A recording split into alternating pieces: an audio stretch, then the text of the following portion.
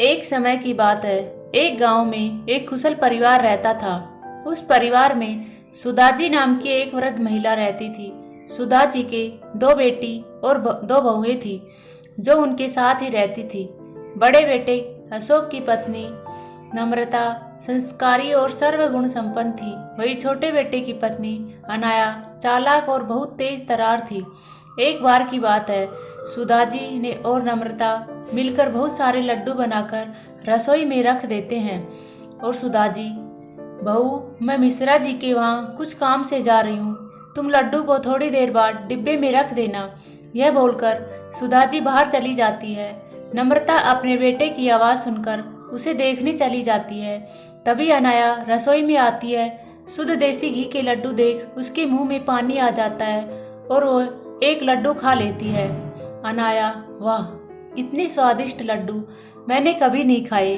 एक काम करती हूँ, सारे लड्डू डिब्बे में रख लेती हूँ और एक लड्डू प्लेट में ही छोड़ दूंगी, जिससे किसी को मुझ पर शक भी नहीं होगा और मैं आराम से खा पाऊंगी। वह लड्डू की प्लेट उठाकर एक डिब्बे में भरकर चुपके से अपने कमरे में ले जाती है और एक प्लेट में एक लड्डू ही छोड़ जाती है। अपने कमरे में जाकर अनाया पेट भरकर लड्डू खाती है। पेट भर जाने पर वह लड्डू के डिब्बे को छुपा देती है।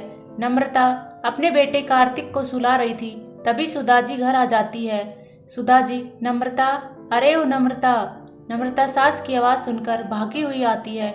जी माँ जी, बुलाया आपने? सुदाजी, बेटा जरा चाय बना दे और हाँ, लड्डू भी ले आना, एक दो खा लूंगी। नम्रता रसोई में जाती है और लड्डू का खाली प्लेट देखकर चौंक जाती है। नम्रता, लड्डू कहाँ गए? मैंने तो डिब्बे में भी नहीं रखे, प्लेट में तो एक ही लड्डू है, अभी माँ को बताती हूँ। नम्रता सुदाजी को जाकर सारी बात बता देती है। नम्रता, माँ जी, लड्डू रसोई में नहीं है, मैंने वहीं रखे थे, पर अब नहीं है। सुदाजी, क्या लड्डू तो तेरे सामने ही बनाए थे, फिर कहाँ गए? नम्रता, पता नहीं माँ जी, कार्तिक रो रहा था तो मैं कार्तिक के पास चली गई, उसे सुलाकर अभी आपकी आवाज़ सुनकर आ रही हूँ। सुदाजी रसोई में जाती है और अनाया लड्डू से भरा मुंह जल्दी जल्दी साफ करती है और रसोई में आती है। अनाया, क्या हुआ मम्मी जी, आप गुस्से में क्यों हो? सुदाजी, बहू, यहाँ लड्डू की प्लेट रखी थी, अब देखो ना, इसमें एक भी लड्डू नहीं, पता नहीं कौन खा गया, शुद्ध घी के लड्डू थे। तभी अशोक और राहुल भी आ जाते हैं और रसोई से लोगों की बातों को देख दोनों भाई रसोई की ओर जाते हैं। अशोक अपनी माँ से मजाक में कहता है, अशोक, क्या हुआ माँ, क्या हुआ माँ, किस गहन विषय पर चिंतन चल रहा है? सुदाजी, अरे देखो ना बेटा, शुद्ध घी के लड्डू बनाए थे, पता नहीं कौन खा गया, अब इसमें एक भी लड्डू नहीं है। अनाया, आपके बाहर जाने के बाद तो नम्रता दीदी ही रसोई में थी, शायद कहीं इन्होंने। नम्रता, अनाया, ये क्या बोल रही हो तुम? मैं कार्तिक के पास थी। सुदाजी और घर के सभी सदस्य अनाया की बात पर विश्वास कर लेते हैं और नम्रता के खिलाफ हो जाते हैं। सभी नम्रता को खूब सुनाते हैं तो वो रोने लगती है। अनाया बहुत खुश होती है। वो खुद से कहती है, इन लोगों को बेवकूफ़ बनाना कितना आसान है। कुछ दिन बाद सुदाजी काजू और बादाम खरीद कर लाती है और नम्रता को संभाल कर रख देने के लिए कहती है। सुदाजी ये कहकर वहां से चली जाती है। नम्रता काजू और बादाम के डब्बे को अलमारी में रख देती है। अनाया काजू बादाम का डिब्बा देख लेती है और रोज मुट्ठी भर के खूब काजू बादाम खाती है और इसी तरह एक ही हफ्ते में काजू बादाम खत्म हो जाते हैं। सुदाजी, अरे नम्रता, तुझे काजू बादाम लेकर दिए थे, तू तो दिखा भी नहीं रही कि कहाँ रख दिए, हमें भी दिखा दे, हम भी दर्शन कर लेंगे, या मंदिर में रखकर पूजा करेगी तू? नम्रता, जी माँ जी, अलमारी में रखे हैं, अभी लेकर आती हूँ बोलकर नम्रता रसोई में जाती है और काजू बादाम का डिब्बा निकालती है, पर डिब्बे में तो काजू बादाम ना के बराबर थे। ये देखकर नम्रता चौंक जाती है और रोने लगती है। नम्रता की रोने की आवाज़ सुनकर सुदाजी और घर के सारे सदस्य रसोई में आते हैं। नम्रता को रोता हुआ देख सुदाजी बोलती है, सुदाजी, अरे क्या हुआ, रो क्यों रही हो? नम्रता, माँ जी, काजू बादाम यहीं रखे थे, पता नहीं कहाँ चले गए। सुदाजी, क्या 4 दिन पहले ही तो लाई थी, काजू बादाम का डिब्बा और ख़त्म भी हो गया। अनाया अपनी चोरी छुपाने के लिए फिर नम्रता पर इल्ज़ाम लगा देती है और कहती है, नम्रता जीजी, खाने का मन था तो खाइए, लेकिन ऐसे चोरी करना ठीक नहीं है दीदी। सुधा जी, पता नहीं इस घर में क्या हो रहा है, खाने की भी चोरी। अरे बहू, थोड़ा बहुत दूसरों को भी चखा दिया करो, इस घर में और भी लोग रहते हैं। यह बोलकर सभी चले जाते हैं और नम्रता रोने लगती है। कुछ दिन बाद अनाया की दोस्त रिया का फोन आता है। रिया, हेलो अनाया, कैसी हो? अनाया, मैं ठीक हूँ, और तुम बताओ, इतने दिनों बाद कॉल किया।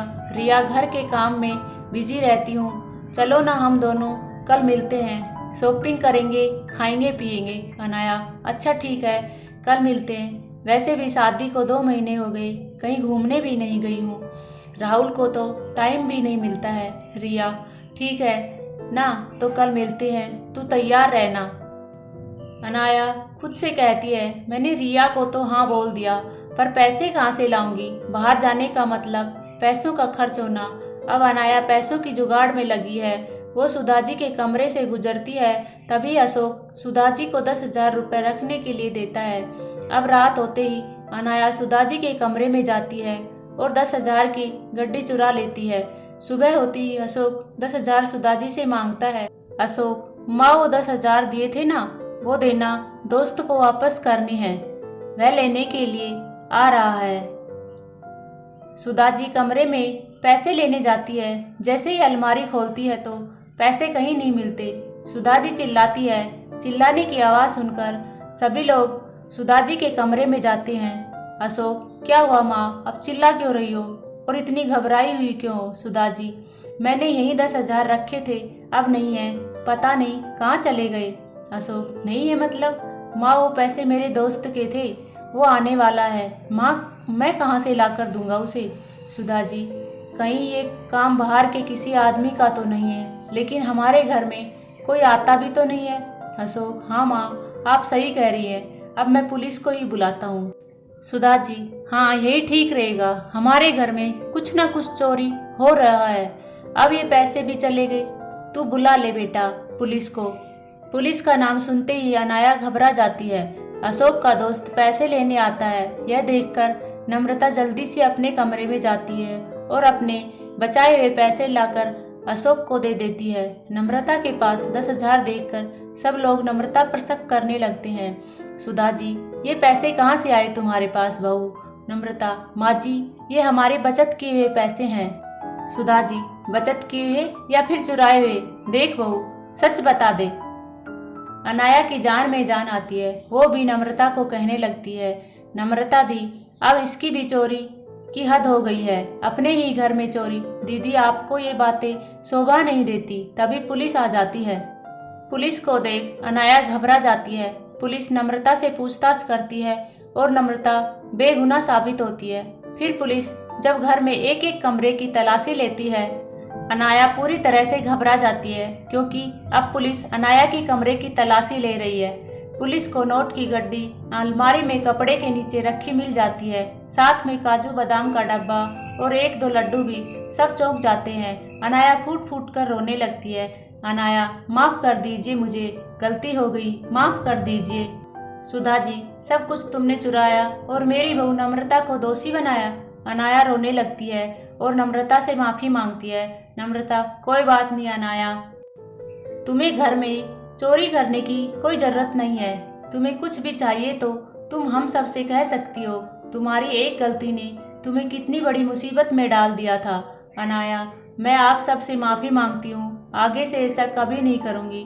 नम्रता अनाया को गले लगा लेती है और सुधा जी नम्रता से माफ़ी मांगती है और नम्रता सबको माफ़ कर देती है और सब खुशी खुशी ज़िंदगी जीते हैं। उम्मीद करते हैं कि दोस्तों यह स्टोरी आपको पसंद आई होगी। ऐसे ही स्टोरी देखने के लिए चैनल को सब्सक्राइब जरूर करें। धन्यवाद दोस्तों।